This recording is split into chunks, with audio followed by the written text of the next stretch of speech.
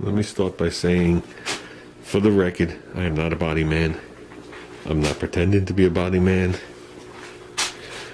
Everything I do isn't necessarily the way a true professional body man would do it, but I try my best. And I do most of my work with common sense. That's my guide. I use common sense as my guide. So take that all into account when I give the advice to Reuben on how to knock it out. You know what I mean? There are a lot of good, high quality body men in the garage that I'm sure could offer a lot better advice than I'm going to offer. But I'm just trying to offer advice. I'm trying to pull a little bit of the professionalism. I don't know if that's the word I want to pull out of there. Some of the shop speed out of it, where you have to work at a certain speed, certain rate, and a certain way to be considered a professional at a shop when your boss is staring at you.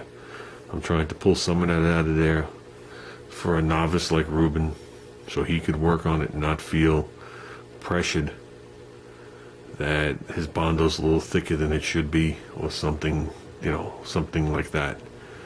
That he could feel comfortable knowing that, yeah, okay, my bondo's a little thicker. Okay, yeah, I didn't quite get this right, or I didn't get that right, but still be comfortable and move on.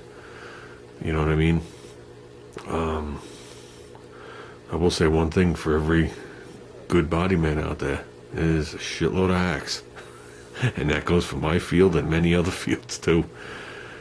I had a car in today. Holy shit, if I had my camera, guys, it would have been another one of the classics. You know what I mean? If you tell me the guy fixed in his backyard, I'll say, okay, fine. But a lot of this stuff is rolling out of shops, and it's like, holy God. And these people call themselves professionals. So, Reuben needs to take that into consideration too, that sometimes you'll click on a video and it's a professional talking, but he's not doing a professional job for you. And I don't mean anybody in the garage, so don't take it wrong. But I'm just talking about in general. There's a lot of stuff out there. Just keep that in mind, Reuben, that some of the videos that I'm sure you're clicking on, these people have no clue what they're doing. And they're standing in a shop environment, and you think it's the right way. So with that said, enjoy the rest of the video. A couple of things for Reuben. Me and Reuben were talking about him working on that rear quarter panel. Rube stuff. Okay. I think where you are with the quarter panel, hopefully I word it right, but I think where you were with the quarter panel was you were a little high and you had some low spots, and you sanded it down and you found some more low spots, and you went ahead and put door glass on it. I'm not sure why. No more door glass, Reuben. You're at the Bondo stage. Think of it this way, Reuben. I think we're gonna grab a chair. Think of it this way, Reuben.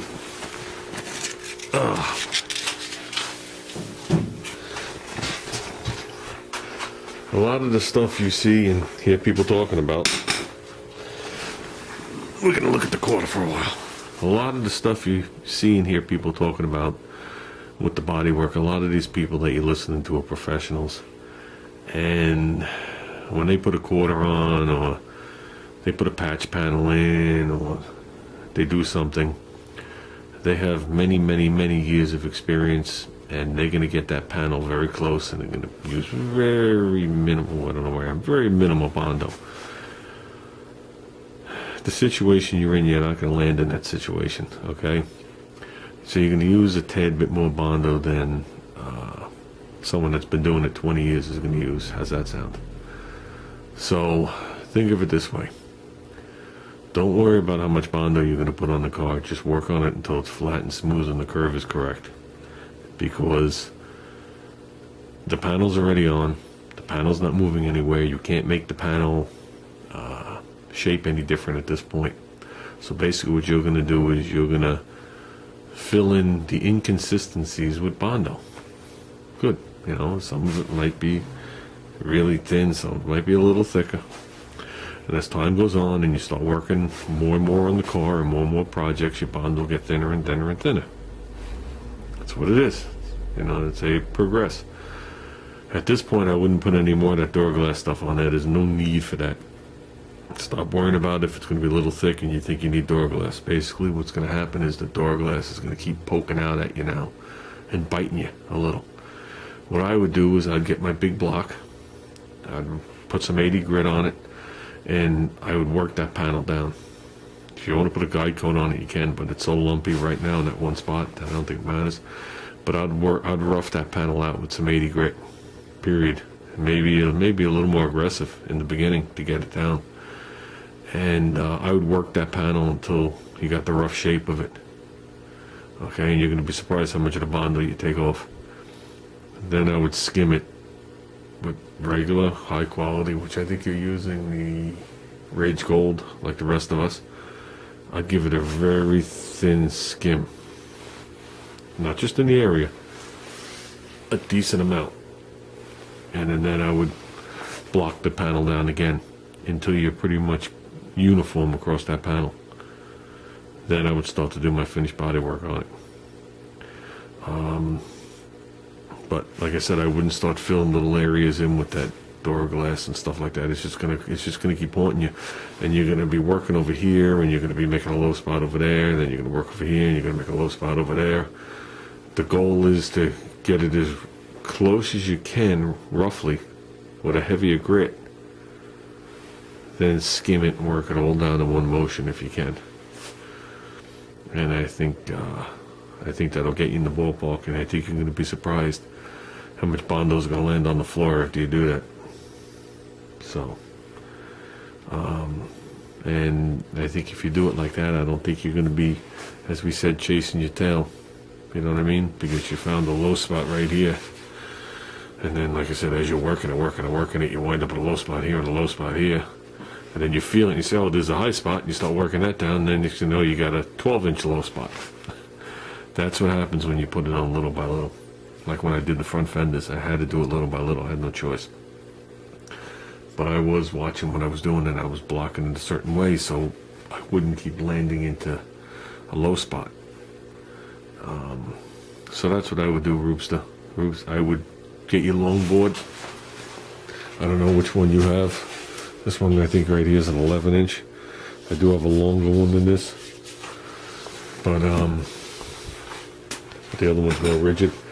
And I would just work that thing down and get your rough shape in there. Even if obviously you're going to be a little lower than you should be across the whole board, but at least you're going to have a rough shape back in the car. I would skim it a decent distance, and then I'd work it down again until, forget about feeling the sanding marks, until when you go across that car, you feel like you have the rough shape of the car. Then I would go to a finer grit, like 150.